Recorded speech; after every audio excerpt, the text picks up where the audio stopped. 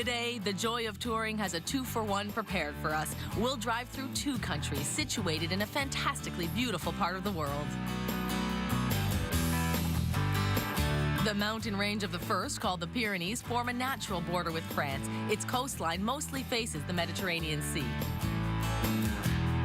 The second country extends further west into the Atlantic Ocean. It's a small country full of majestic rivers that flow from the mountains and empty into the ocean to the west.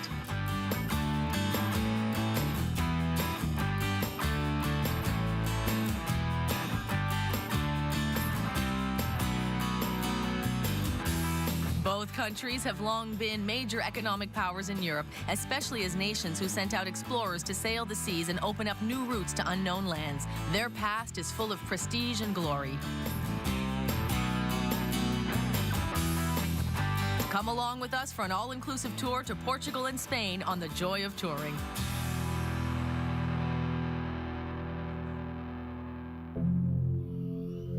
Our adventure through Spain and Portugal starts on the eastern side of the border.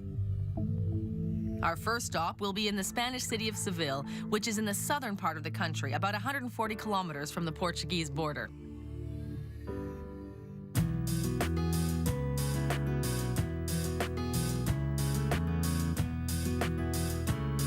Founded in the 8th century BC, the city has both a prestigious past and a promising future.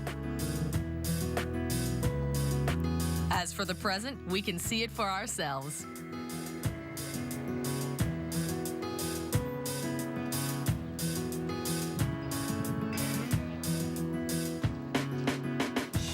As one of the largest cities in Spain, Seville is the economic driver of the Andalusian region, as well as its political and cultural capital.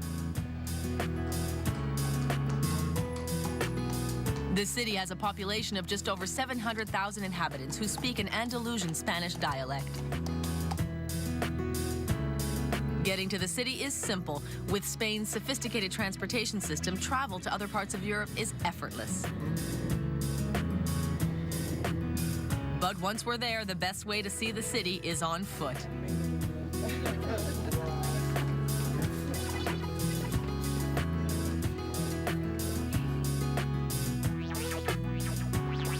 Our visit begins in the Old Town at the Seville Cathedral.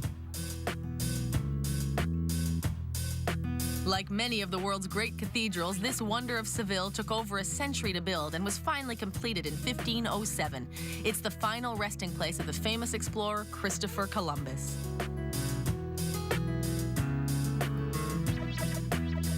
Declared a UNESCO World Heritage Site in 1987, the Seville Cathedral is the 3rd largest cathedral in the world, after St. Peter's Basilica in Rome and Our Lady of Aparecida in Brazil.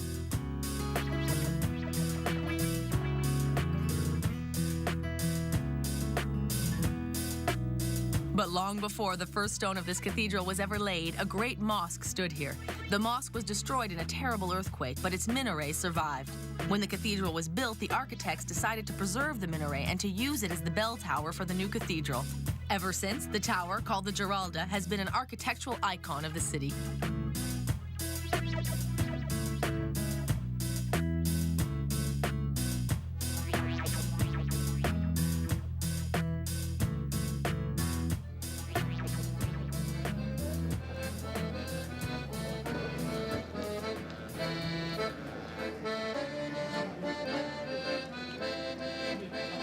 A few meters away from the cathedral is Santa Cruz, one of the oldest neighborhoods in the city. Now known as a major artistic center, the area is actually the city's former Juderia, or Jewish quarter.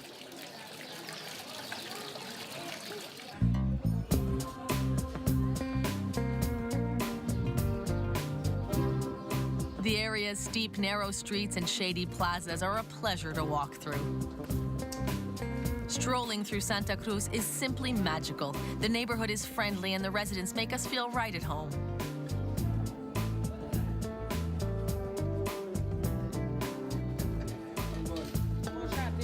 We learn that the entire district had been slated for destruction to make way for two sprawling avenues that would have been a showcase for the city during the Ibero-American Exposition in 1929, which was held here in Seville. The plan was quickly scuttled, and the city decided to restore the neighborhood instead of tearing it down. And it's a good thing, too. Today, Santa Cruz is the pride of Seville. However, the 1929 exposition did galvanize the city to build its grandest square, the immense Plaza de España. The plaza is a huge half circle, 200 meters in diameter, contained on the curved side by an impressive palace built of brick and ceramic. The structure took over 1,000 laborers and artisans 15 years to build. The Great Palace is a unique building composed of two wings. Its brick and marble walls are divided into 48 sections, each one representing a Spanish province. The provinces are depicted in beautiful painted ceramic tiles called azulejos. We could spend days here admiring these works of art that celebrate the history of Spain.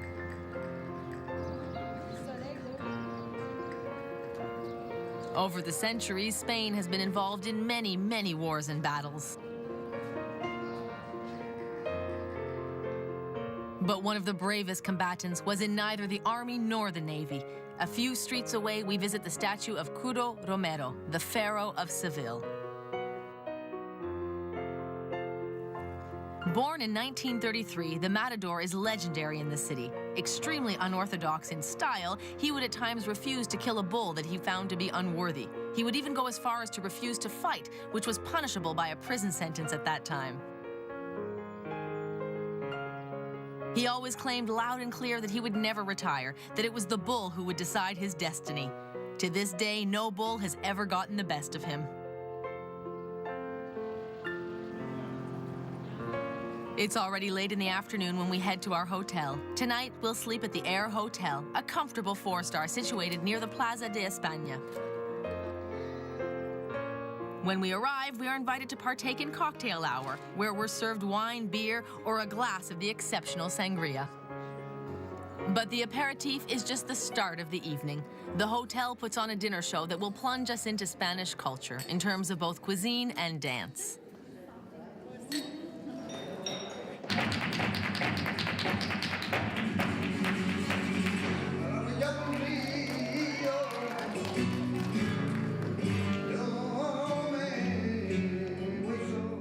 As we indulge in an excellent meal, flamenco dancers and musicians take the stage. Stories and theories abound about the origins of this style of dance. Some say that the flamenco style originated right here in Seville. We can't speak for its origins, but this show certainly convinces us of the skill of Sevillian dancers.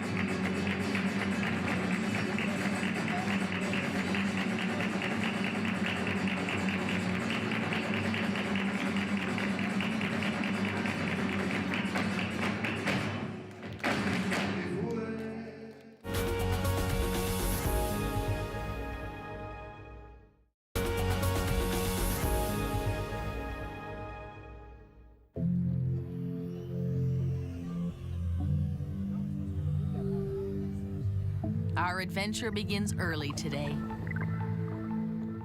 We leave Seville in Spain to cross the border, heading for one of the most beautiful cities in Portugal.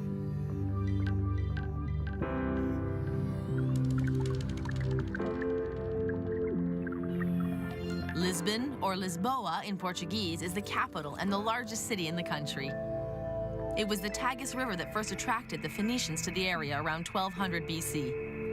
The Greeks came soon after, followed by the Romans, the Visigoths, and the Moors. Today, more than 2 million inhabitants live on the banks of the river. Our visit begins on one of the 7 hills surrounding the city.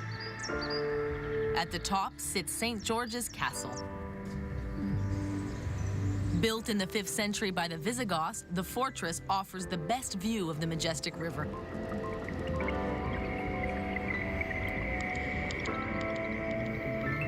Numerous battles have been fought on its ramparts, and several earthquakes have threatened its walls, but the fortress still stands, a historical encyclopedia of the city. The castle has changed hands many times, passing from one power to the next before being converted into a residence for the King of Portugal. Don Alfonso Henriques was the first king to live there in 1147. In 1511, Manuel I undertook major renovations, building luxurious royal apartments as well as a theater. After his death, it was converted into an army barracks and a prison.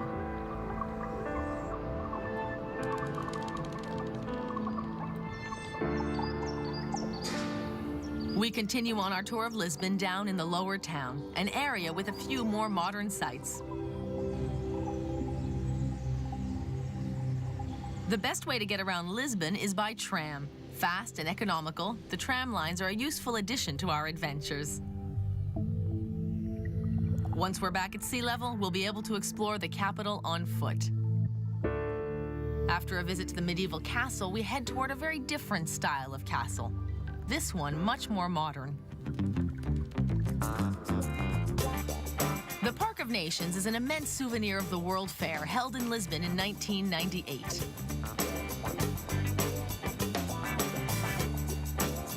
The theme of Expo 98 was The Oceans, a heritage for the future. This theme was clearly an inspiration for the architects that designed the Park of Nations, which occupies a 5-kilometer stretch along the shore of the Tagus River. Featuring gardens, theaters, shopping centers, and residences, as well as a large number of bars and restaurants, this district is extremely popular, a major contribution to the vibrant life of the city. The fashionable area is flourishing, attracting 18 million visitors per year. This prosperity is largely due to the Oceanarium, the largest aquarium in Europe and the 3rd largest in the world. The aquarium is the most visited attraction in the country. Situated on the Tagus River, the structure is a true architectural marvel. The aquarium is 2 stories high. With its unique construction, we can see the fish from all possible angles.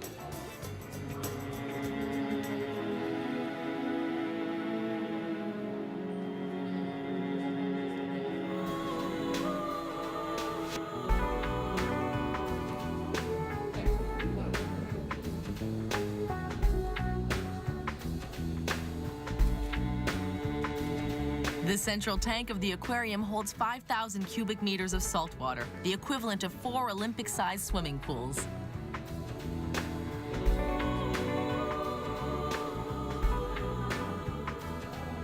We can observe over 15,000 marine animals and 250 aquatic plant species.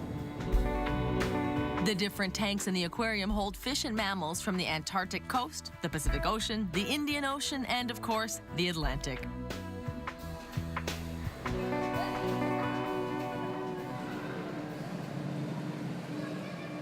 After taking in the wonders of the sea, we've worked up an appetite and are eager to have a taste of Portugal's most famous pastry. Renowned throughout the world, the pastéis de Belém are small tarts that are eaten warm with cinnamon and sugar. Also known as nadas, they are composed of an egg-based custard baked into a crisp, flaky pastry shell. The overall result is irresistible.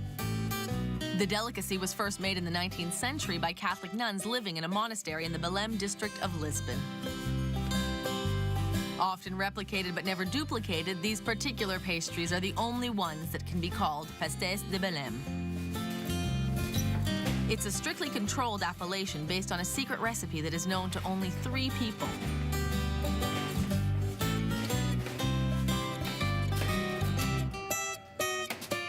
An estimated 20,000 tarts are made here every day, and not one of them remains at closing time.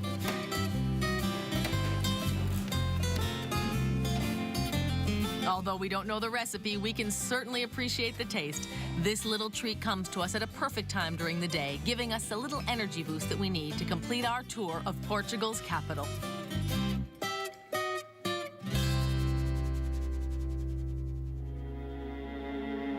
Our tour of Lisbon comes to its conclusion right on the shores of the Tagus, where it all began.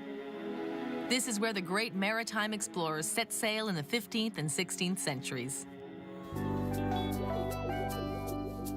The Belém Tower is an imposing watchtower protecting the entrance to Lisbon's harbor. It was built at the start of the 16th century, just after Vasco da Gama's expedition to India. The tower was formerly used as a defense post as well as a customs control post.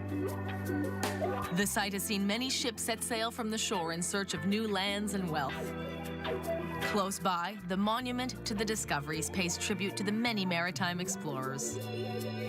Built in 1940, it represents the prow of a seagoing vessel on which stand many illustrious historical figures.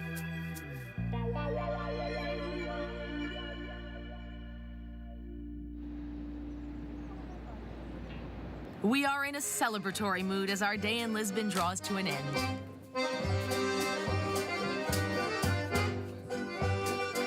We're once again invited to a dinner show that showcases the local cultural traditions.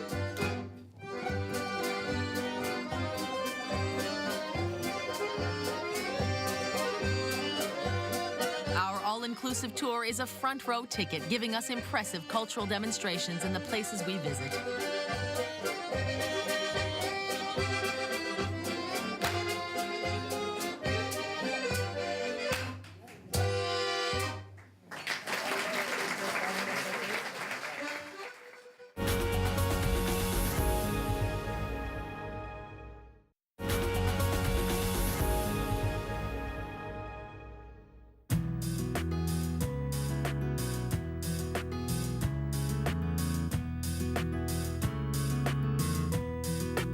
It's still early in the morning, but we hop on the bus after a quick breakfast and continue our tour.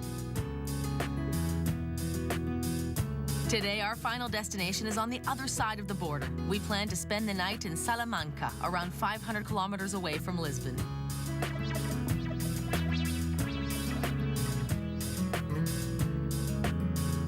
But before crossing over into Spain, we'll stop at one of the most visited sanctuaries in the world, Our Lady of Fatima.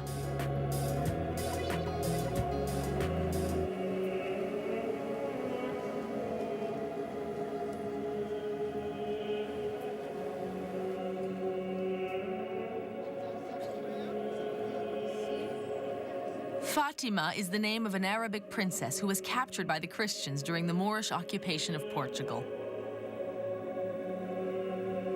Converted to Catholicism and baptized, the princess married the Count of Urem, for whom the nearby town is named. Our Lady of Fatima was built in 1917 to commemorate an apparition of the Virgin Mary. 3 young shepherds witnessed the apparition of Our Lady of the Rosary, during which the Virgin asked them to return to the spot 6 times on the 13th day of consecutive months.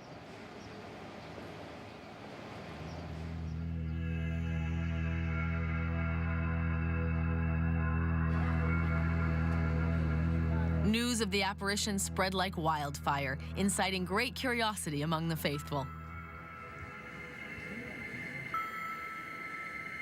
An estimated 60,000 people came to witness the 6th and last apparition, at which time the Virgin asked one of the young shepherdesses to build a chapel in her honor.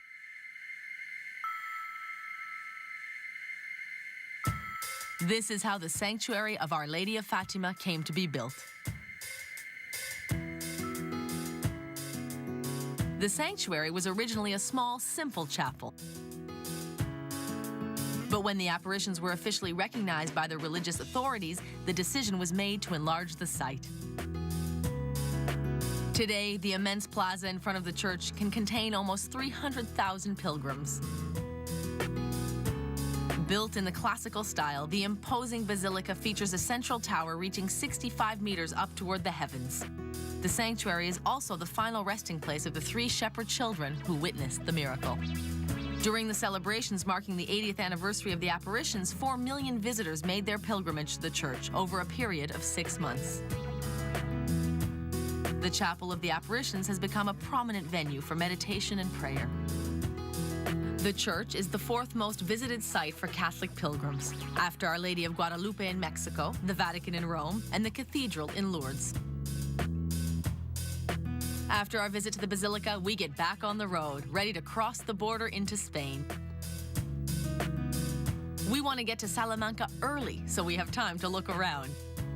After 4 hours on the road, we arrive at our destination.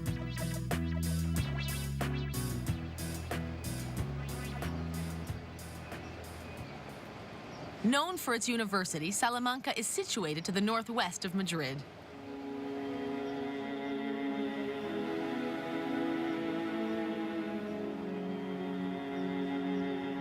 The first establishment of higher learning in Spain, the University of Salamanca was officially founded in 1218. Today, almost 30,000 students from all over the world attend the school. The professors are extremely reputable, meaning that both the teaching and the general environment are of exceptional quality. The university is located in the historical part of the city, which was designated a UNESCO Heritage Site in 1988. In Salamanca, every street corner is magnificent, every house a work of art.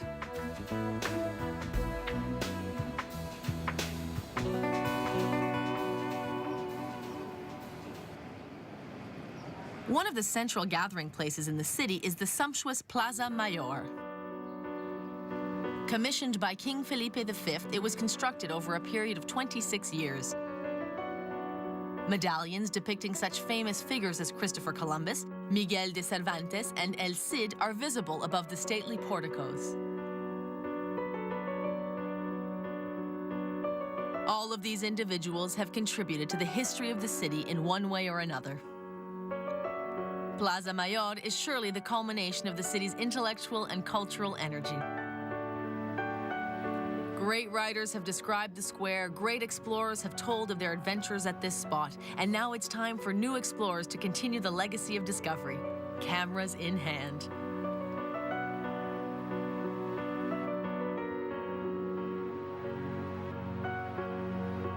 Close to Plaza Mayor is La Casa de las Conchas, or the House of Shells. This is one of the best-known buildings in Salamanca. Built when the first explorers were setting sail for the Americas, it took 20 years to complete the house, with the 300 molded shells that adorn the facade. While it was once a noble palace, it has been converted into a library, a tourist office, and a venue for artistic exhibitions.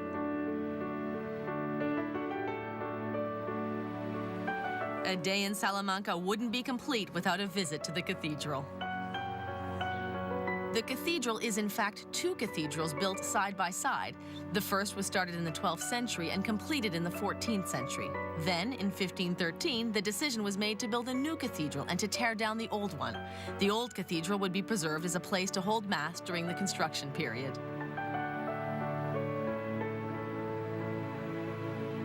However, when the new cathedral was completed, the old one wasn't destroyed, and the two now form a beautiful and inseparable whole. After our visit, we leave the city using the old Roman bridge that crosses the Tormes River. Historians estimate that the bridge was built in the 1st century AD. 176 meters long, the bridge is composed of 26 arches, 15 of which are originals from the 1st century. At the time, it was part of the Silver Route, the main Roman road connecting southern Spain with the north. It runs from Seville to Santiago de Compostela over a distance of 900 kilometers.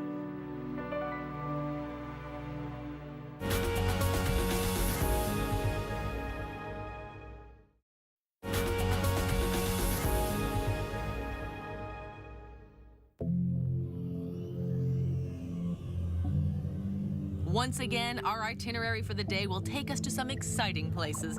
Leaving Salamanca, we have 2 goals ahead of us.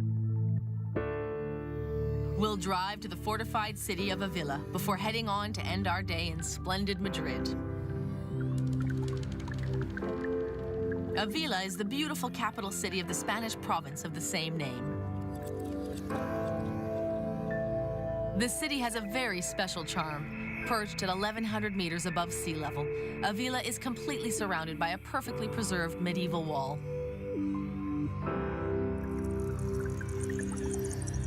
Around these parts, the city is called a Villa of the Knights, a Villa of the King, and even a Villa of the Loyalists. These titles are, of course, a reference to the city's history and to its fortifications. Built in the 11th century, the walls feature 9 doors that allow access into the city, as well as no less than 82 towers.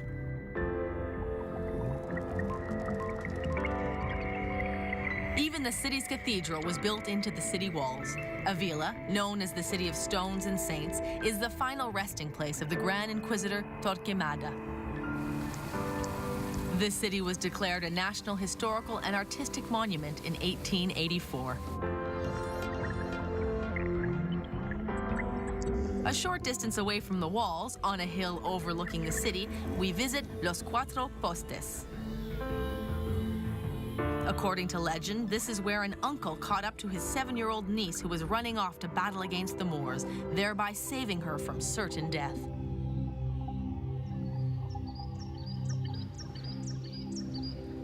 After our visit to the beautiful Avila, we're back on the road and driving the remaining 100 kilometers to one of the main cities of our itinerary, Madrid.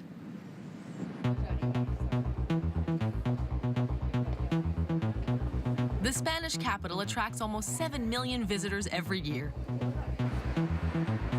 The residents are extremely proud of their city, and with good reason. The cosmopolitan Spanish capital offers a wide range of cultural activities and has a highly developed public transport system. It's the largest city in Spain with over 3.5 million residents. It has been the national capital for 450 years. At 667 meters above sea level, it's the highest capital in Europe, and its climate is continental Mediterranean with an average temperature of 14 degrees Celsius. For a better understanding of the city, we start our visit at the central point of the country.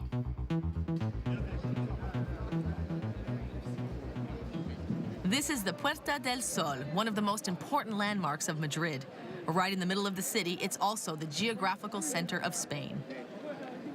On the ground, we can stand on the spot that marks kilometer 0 in Spain's radial network of roads. We start our tour of the city with a step on that very point.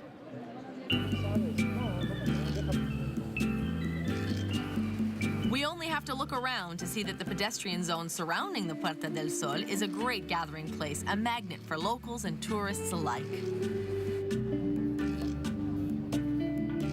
The Madrileños come here to socialize, and the tourists come here to meet the Madrileños. It's like an intricate dance, and the two groups are teaching each other the steps.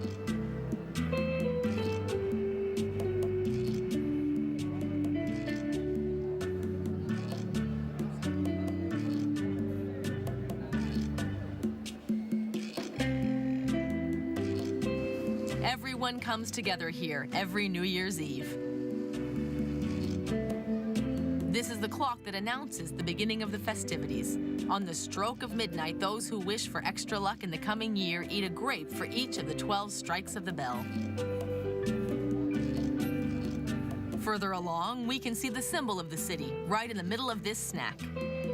The bear is a symbol of strength and power and was once a common sight in the forests surrounding the city. The church had once given an order to hunt the bears of the region, but the people of Madrid refused, and their wishes were upheld. To mark this victory over the church, a strawberry tree was added next to the bear, and since the 13th century, it's been the symbol of the city. We also see an equestrian statue of King Carlos III, who ruled the country for 29 years. He was considered to be an enlightened ruler and left the people with memories of a philosopher and a philanthropist king.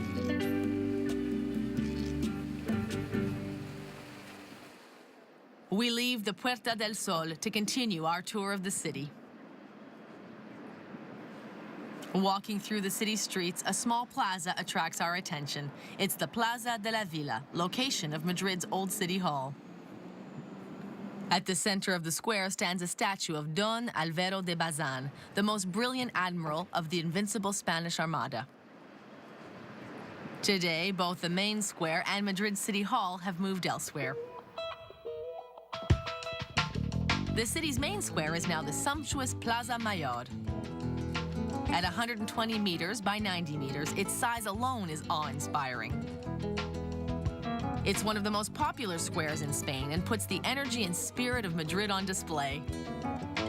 Its buildings stand as proof of the city's splendor, bearing witness to Madrid's glory days that have lasted from the 16th century right up to the present. This is where the Inquisition carried out its brutal judgments by fire. It has also been a venue for bullfights and other public demonstrations. The arcades lining the square are filled with shops and cafes.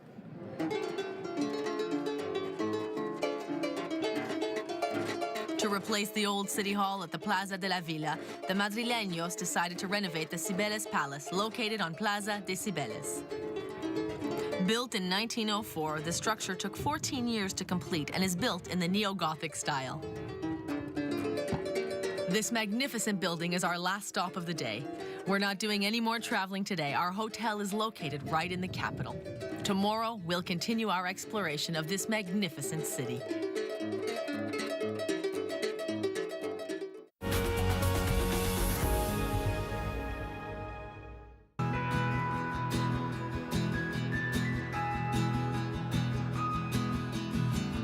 On our second day in Madrid, we're heading for a meeting with nobility.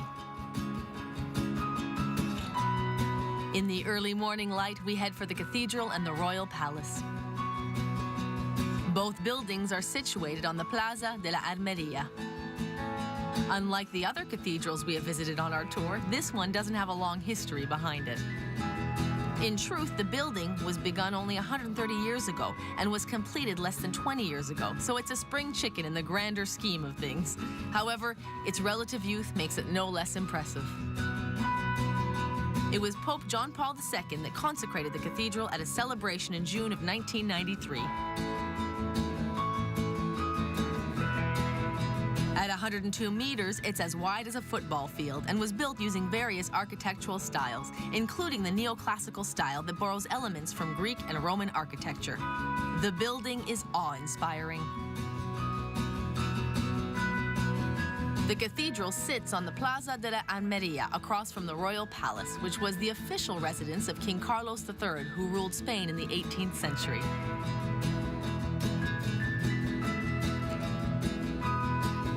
Measuring 135,000 square meters and comprising 3,400 rooms, it's the largest royal palace in Europe.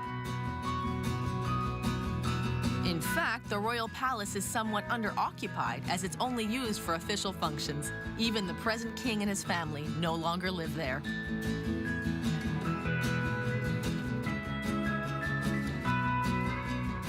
Adjoining the royal palace is the majestic Plaza de Oriente.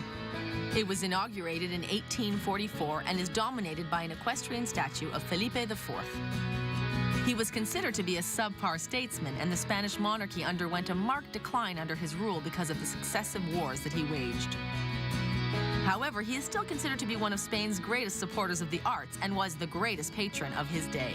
It was he who assembled the collection of Stradivarius violins that is found inside the palace, as well as a vast collection of paintings by the masters.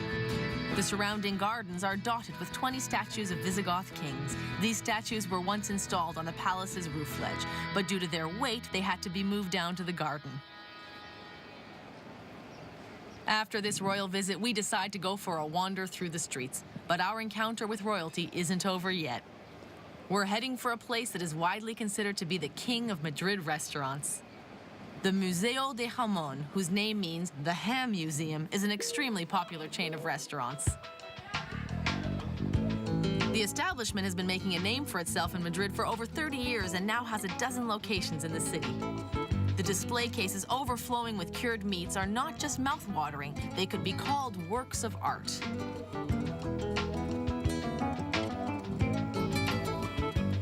It doesn't take much more than that to convince us that we're in a royal palace of charcuterie and tapas. We sit down to lunch here, which we wash down with a nice glass of Spanish wine.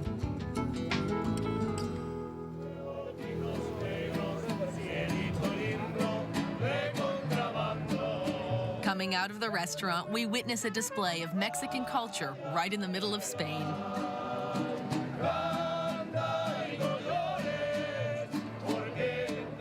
But these mariachis make it clear that music knows no borders.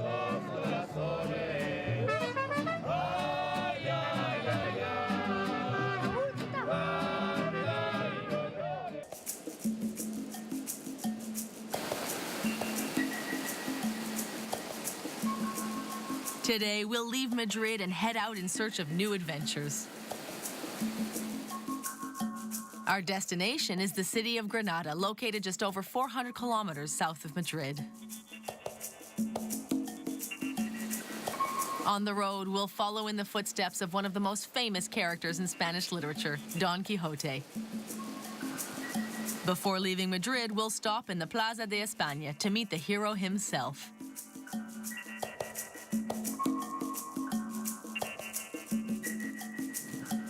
In the middle of the plaza sits Miguel de Cervantes, writer of the ingenious gentleman Don Quixote of La Mancha.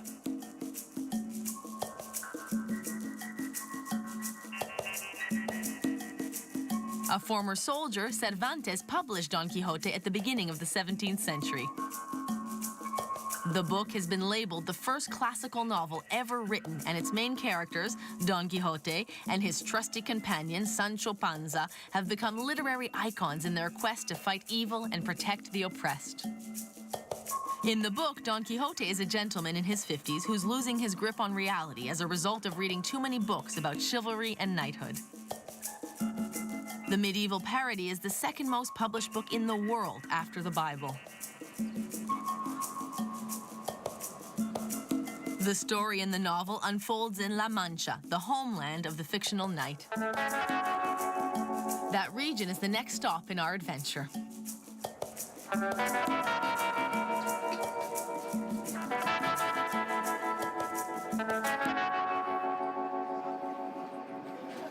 We leave Madrid and head south toward Granada, looking out our windows at Don Quixote's scenic La Mancha.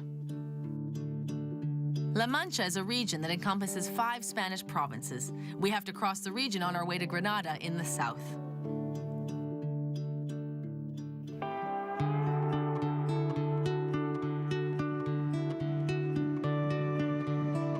Here we are on the Don Quixote route, which runs through 148 cities and towns over a distance of 2,500 kilometers.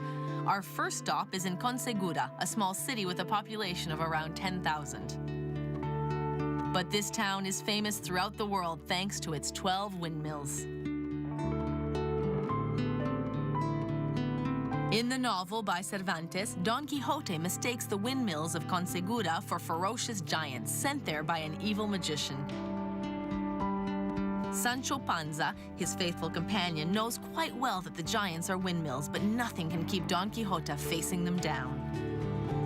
Since the novel was published, the village has been swarmed by fans of the book wishing to visit the ferocious giants of Don Quixote. In fact, the windmills are quite real and have long been used to mill grain and press olives.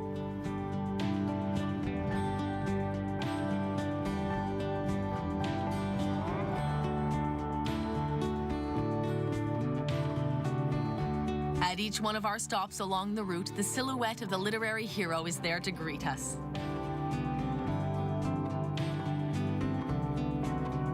While he may have been a dreamer and just a little crazy, Don Quixote always sought to do the right thing.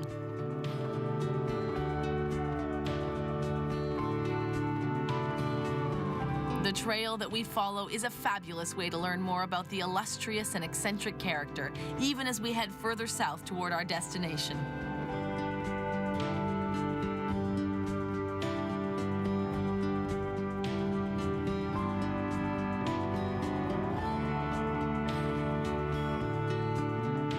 And then we reach Granada, completing the final leg of our journey. Tomorrow, we'll visit one of the most famous sites in the region, the Alhambra.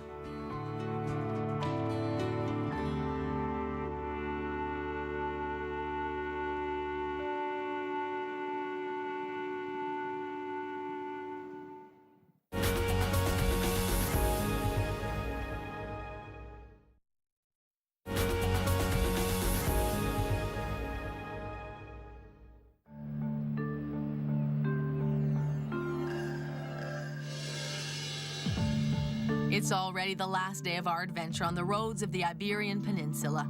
Today, we'll visit one of the largest Islamic fortresses in the world, the Alhambra.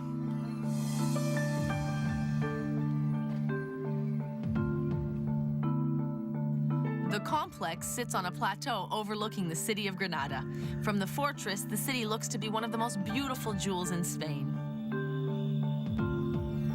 This unique fortified palace complex was built by several successive rulers, each of whom undertook to improve and renovate the residences. In the 13th century, Sultan Mohammed bin Nazar built the first palace on the site. A few years later, his son fortified the residence. Each succeeding sultan made various improvements that, together, have resulted in this magnificent palace. Each building in this massive complex is an impressive achievement. While elsewhere in the Islamic world, many sultans' palaces have been left in crumbling ruins, here in Andalusia, the Alhambra has escaped pillaging and has been preserved as is, with no modern renovations.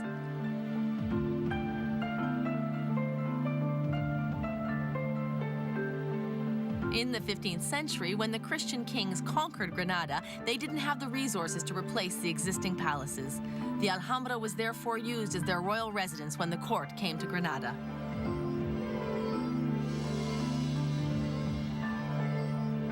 At the height of its splendor, the complex was surrounded by over 30 guard towers, many of which have been torn down. When it passed through the area, Napoleon's army destroyed the largest towers to prevent the fortress from being used as a defense post. Despite the destruction of the fortifications, the palaces are still awe-inspiring.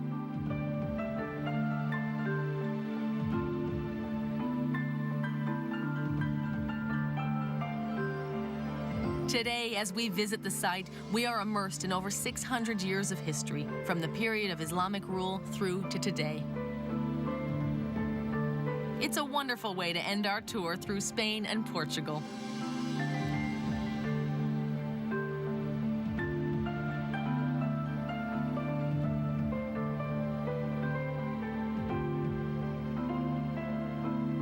To share our memories and impressions of our trip, we have planned one last meal together.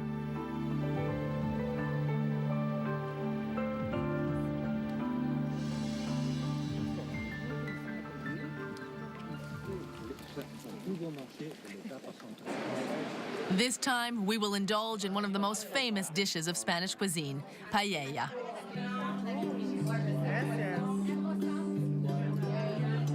It's an excellent meal to share with friends, but while the food is hearty and extremely tasty, the pleasure that we take in its abundant flavors cannot match the pleasure that we have experienced on our adventure through Spain and Portugal.